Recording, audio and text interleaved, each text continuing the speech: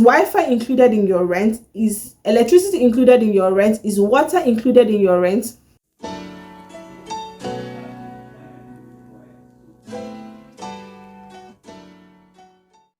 Hey guys, welcome back to my channel. If you're a returning subscriber, thank you for coming back. If this is your first time of seeing my face, my name is Agozim. I live in the province of Alberta. On this channel, I share content about moving to Canada, life as an international student, how to settle in smoothly as an international student, and not just as an international student, also as a PR moving to Canada. Please do consider subscribing. I promise you, you will not regret it. In today's video, I'm going to be sharing with you guys how to get an accommodation when you land in Canada, whether you are coming as a student, whether you are coming as a permanent resident, whether you are coming with your whole family. Yes, this video is for you. So watch to the end so you can get like the full gist, like the whole thing. So I'm going to share this video into parts. The first part of this video, I'm going to be sharing with you guys the things to consider when you are looking for an accommodation. The second part is going to be how to get accommodation. The third part is going to be what to consider when you've gotten the accommodation. The fourth part is going to be prices of accommodation in Canada. I know about Ontario and Alberta. I live in Alberta and I know some people in Ontario, so this is how I know about Ontario. So make sure you watch these four parts of this video. Now, the things you should consider when you are looking for an accommodation is: one is your budget. How much do you intend paying every month? You know how much is in your account, you know how much you landed with. We don't know, so you know what your budget is, so that when you are looking for the accommodation, you will not be in a situation whereby you are like, oh, this accommodation is fine, no, but it's maybe like $200 or $300 above my budget. If you're on a tight budget, just have in mind that, okay, what I plan to pay every month is $550. For example, I plan to pay $550 every month and nothing more. So when you are looking for an accommodation, you set your mind that this is what you are looking for. Okay, even if you are going to drift away from your budget, maybe not too much, but have a budget. Have a budget, guys. The second thing you should consider when you are looking for an accommodation is what kind of accommodation would you like to get. Okay, here in Canada, there are different kinds of accommodation. There are apartments, there are condos, there are houses, there are basements, there are shared apartments. Would you like to live with people? Would you like to live on your own? These are things you need to consider, so that when you go on the website or on the places I'm going to be listing in the later part of this video, so that you will not be confused. Maybe you had in mind to rent a shared apartment, to rent a room in a shared apartment, then you get to the site I'm going to be listing very soon, and you're like, oh, this house is fine, I'm going to rent a 5-bedroom apartment just for myself. See, have in mind the kind of accommodation you want, so that you don't go above your budget. Another thing you should consider when you're looking for an accommodation is proximity. If you're coming to Canada as a student, please, I would not advise anybody to live 2 hours away from their school or 1 hour away from their school. Please don't even do it. Don't do it. It's not worth it, honestly. It's very, very stressful. Every single day you're going to be exhausted. Proximity to school, proximity to bus stops. I know people that live 40 minutes away from their bus stop. So for them to get to the bus stop, they either walk, or I don't know how they get to their bus stop, but that is not a wise decision at all. Don't be like, oh, this apartment is very cheap. For that reason, you let yourself go through that stress of walking for 40 minutes every single morning you have to go to school or go to work. For people coming as permanent residents, you've not really gotten a job. So I don't really think proximity is something you should really consider, unless you already have a job here before you landed, or maybe when you landed you got a job before looking for an accommodation proper. Make sure to look for an accommodation that is close to your place of work. Unless you already have a car, if you have a car, good and fine, you can easily move around. But if you don't, it's wise to get an accommodation close to your work, so you don't have to spend so much on transportation because you just landed. Another thing to consider when you're looking for an accommodation is family size. This is for people coming with their children, their spouse. Yes, there are some students that come here with their children. There are some PRs that come here with their family. Okay, so this is another thing to consider. have in mind if I'm coming with my children, if I have like a family of 4, what kind of how many rooms do I intend looking for? Okay, when you put all these things I've listed into consideration, it's going to kind of make things easier for you when you start looking at accommodation on these platforms I'm going to be listing. Okay, now moving on to the second part. One of the ways to get an accommodation in Canada is by word of mouth. The reason why this is number one is because this was how I got my own accommodation. When I came to Canada, you guys already heard this story like a tons of times if you're an OG on this channel. When I came to Canada, when I started looking for an accommodation, I told my classmates about it, and she connected me with her building manager, and from there I got my apartment. Okay, so that was how I got my accommodation. I spoke about it. I told someone I was looking for accommodation, and that was how I got my accommodation. So when you come here, don't keep to yourself. If you're looking for an accommodation, you've landed in Canada, you're staying in an Airbnb. Airbnbs are not cheap. Some of them are. But if you're staying in an Airbnb, whether it's cheap or not, that is not your home. You wouldn't want to live in an Airbnb forever. Try as much as possible to talk to people. I did not know any single soul when I was moving to this particular town, but I spoke about it and I got my accommodation. The next way or the next place you can get an accommodation is on this website I'll be mentioning shortly. One of them is Facebook Market. Before I flew in to start my program, I looked for accommodation on Facebook Market, but I stopped because I finally found a place I could stay before I get my own accommodation, so I did not bother.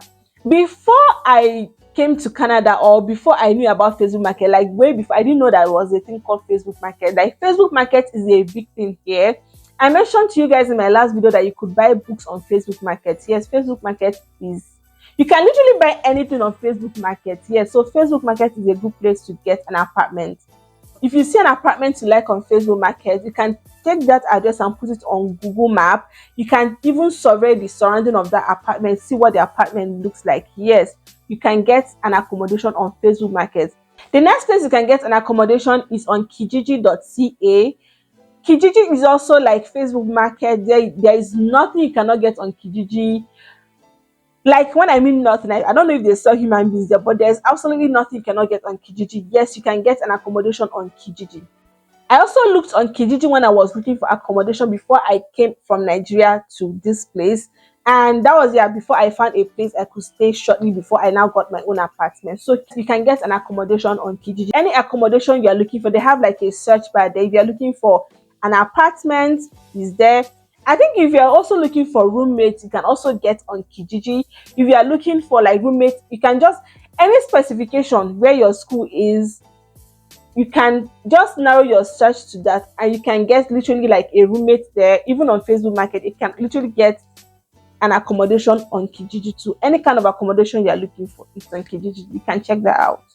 Another website is Airbnb. You guys know Airbnb. Airbnb is very common. Airbnb is like a shortlet, sort of a place that already has like a kitchen, a bathroom. It's more like a very small apartment for you. You could also be in an Airbnb whereby you're sharing with other people. So yeah, Airbnb, like when you land and maybe you come to a city or you're going to a city whereby you don't know anybody, you can stay in an Airbnb shortly, then start looking for an accommodation before you can move out. So Airbnb is like a lifesaver. The next website is Craigslist. I'm going to also put the name on the screen. But the thing I've heard that this particular website, people get accommodation quite all right, but I heard that the scam is a lot. So I don't know. I've never used it before, but you need to be very, very careful. Even on Facebook Market, you can encounter scam anywhere. Just be very, very careful. Are people getting accommodation on Craigslist? Yes, but I heard that the scam there is too much. Just tread carefully, okay? The next website you can get an accommodation is called Padmapper. Padmapper is just like Facebook Market and Kijiji. There too you can get an accommodation, and I've not heard anything about scam or anything about it. So yes, it's trusted. Like I said, you can encounter scam anywhere. Just be very careful. If anyone is asking you for your SIN on any of these websites, please do not. I'll get to that. So using all these websites, just be very careful when you are using. Don't pay anybody money before going to view the place, be very, very careful. Another way you can get an accommodation is by searching on Google. Now, there are lots of companies, like here in Alberta, there is a company called Avenue Living. And if you are coming to Alberta, you can also check Avenue Living. They have a lot of properties across Alberta. I don't know if they do in other provinces, but this is where I live and this is what I know. Look them up, go on Google, type Avenue Living. If you're already in Canada, you can give them a call, tell them where you live, like the location you live. You'll be surprised they have a property over there that you could rent, okay? So you can also Google search and also check out Avenue Living, and they really have good reputation here in Canada. Another way to get an accommodation is by asking your school. If you want to live in a school accommodation, go to your school, ask them if they have anything available. But mind you, most schools here, accommodation on campus are more expensive than accommodation off campus. So if living in school is your thing, kudos, you can also explore that option. Go to your school, ask them if they have anything available. You can also ask your school if they know any companies renting accommodation within your school. They can also help you. They can also help you navigate all through that, because they know the area very well. They know the city very well. They know the town very well.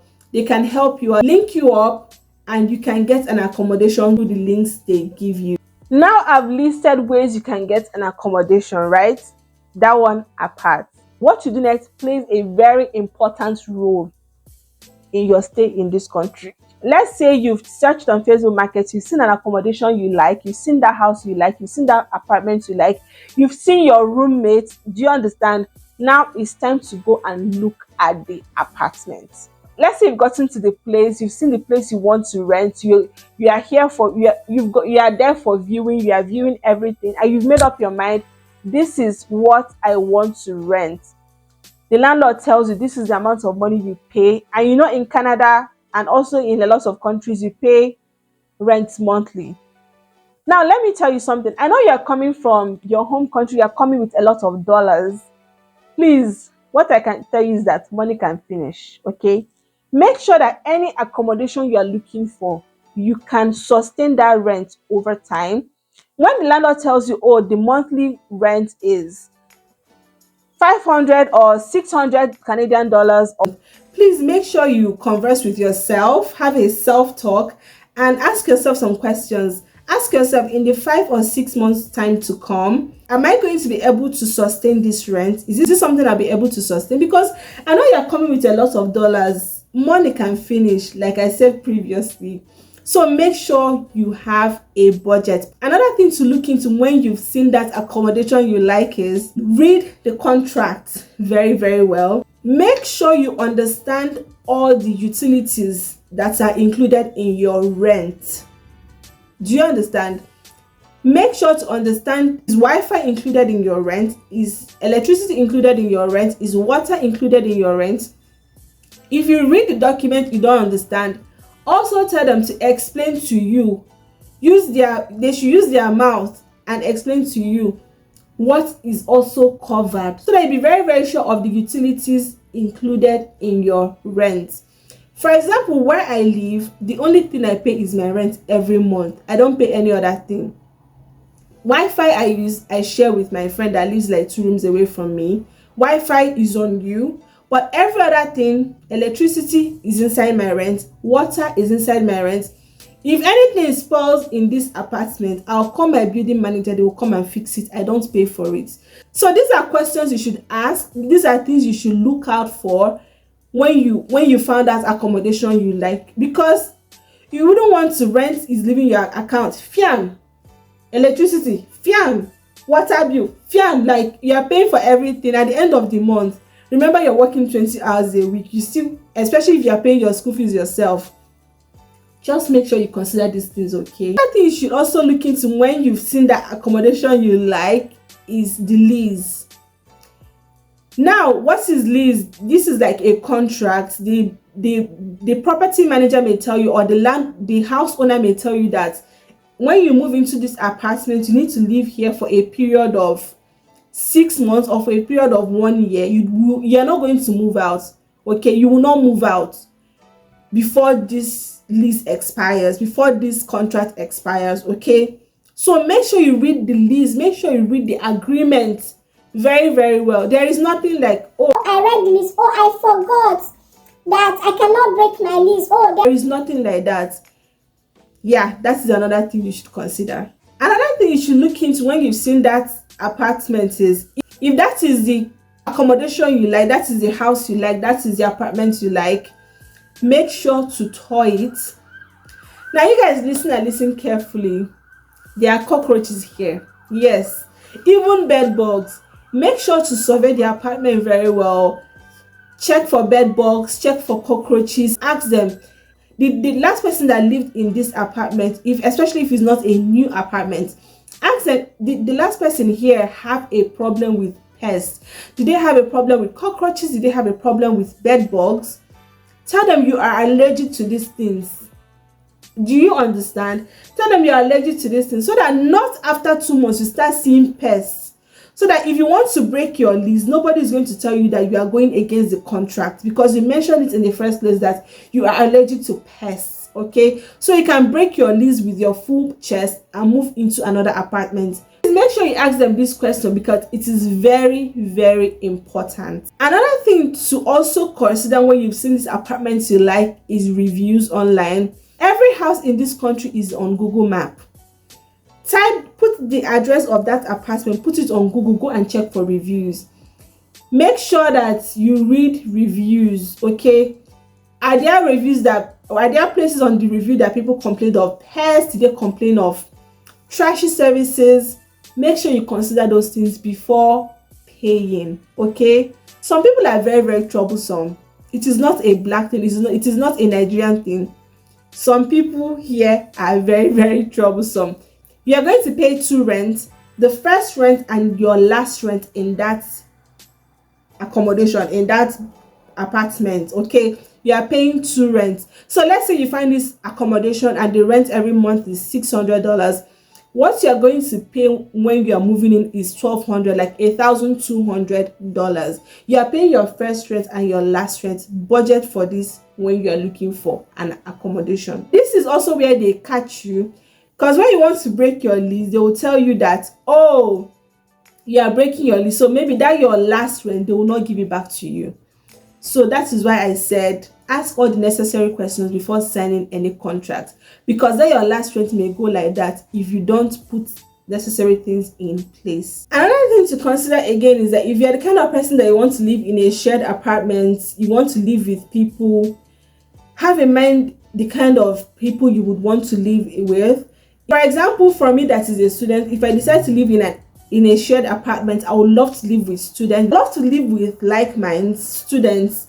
For example, people I know that every single day we all go to school, every single day we are not like we are all studying together, but you know that these people are students. I would love to live with students or people that have a job. If you want to live with Nigerians, or if you want to live with people from your country, from your tribe, they are also like communities. Make sure to also look for roommates like that. Okay, make sure you look for a shared apartment like that. For prices of accommodation, which is not quite steady, but from what I know currently, if you're coming to Alberta and you're coming to a small town, I live in a small town, you can pay, I've not seen an accommodation that is less than $800 here in this town. So you can pay as much as 800 Canadian dollars to 1,100 and above for a 1-bedroom apartment. 1 bedroom, I mean, is 1 room and a parlor, with or without utilities inclusive. Coming to Edmonton, for Avenue Living I already mentioned, you can see an accommodation, because Edmonton is a very big city. You can see an accommodation that if you are renting with them, you can see like up to 1,200 a month for a 1-bedroom apartment. If you want to live in a shared apartment, you can pay as low as 600 Canadian dollars or 550 Canadian dollars a month for a room. Then you guys are now going to be sharing like the common area, like the kitchen, the living room, and may also be sharing bathroom and toilet with other people. If you are moving to Ontario for a shared apartment, you can pay as low as 550 Canadian dollars to 600 Canadian dollars for a room in a shared apartment. For a one-bedroom apartment in Ontario, you can pay as much as 1,500 for a one-bedroom apartment in Ontario, and even more with utilities not inclusive. If you want to live in a condo in Ontario, condos are very expensive, but they are very beautiful. But they can also be small. Okay, so if you want to live in a condo, you can pay over 2,000 Canadian dollars for a condo, maybe a two-bedroom condo. Yeah, you can pay as much as that. Another thing some people do is that if you're coming with like a group of friends, or you guys already know yourself, or if you want to rent a house, you could rent a house. Some houses are like four bedrooms, or 3 bedrooms, or 5 bedrooms. You can decide to rent a house with people you already know, or even if you don't know them, rent a house and rent a room in that house and be paying monthly. You can pay as much as $800 depending on the city. Before I end this video, I have an advice for you guys, especially people that would like to live in a shared apartment. Honestly, make sure to live with like minds. And if you're getting a shared apartment, make sure that the person you are going to live with, you guys have like an agreement. Okay, because I've heard really weird stories of people living in shared apartments. Sometimes your housemates may go and call the police for you, maybe because you are cooking too much, or maybe for like weird reasons, or your housemate's boyfriend may come and start living with 2 people in the same house. You are still sharing bills 50-50. Do you understand? Make sure to just get someone that has like mind, so that you not have problem in this country, please. Especially for those looking for a shared apartment, or those that want to live with people in a house or in an apartment. Just make sure you are very careful. Another advice I would love to leave with you guys is, if your landlord asks for your SIN, run. Do not give your SIN to your landlord. Your landlord does not have any business with your SIN. Yeah, a lot of property managers go as far as asking for credit score. I know a lot of people that have been asked for credit score, especially when you're coming here as a permanent resident. You don't have a credit score yet. So just let them know that you're a newcomer, and some people are a little bit skeptical to rent an apartment, especially if it's a house or all these big and fine apartments. They are very skeptical because they're not sure you'll be able to pay your rent at every month. So just try and explain to them, and also pray that you encounter someone that has a good heart that would want to rent to you even without you having a credit score. If you're a student coming to Canada, one of the things you're going to be asked by your property manager to provide is your admission letter, so that they'll be sure that you're actually a student. Maybe your health card. If you already have your health card, that is something they can also ask you to provide. I'm not sure of study permits, because providing your admission letter is, they already know you're a student.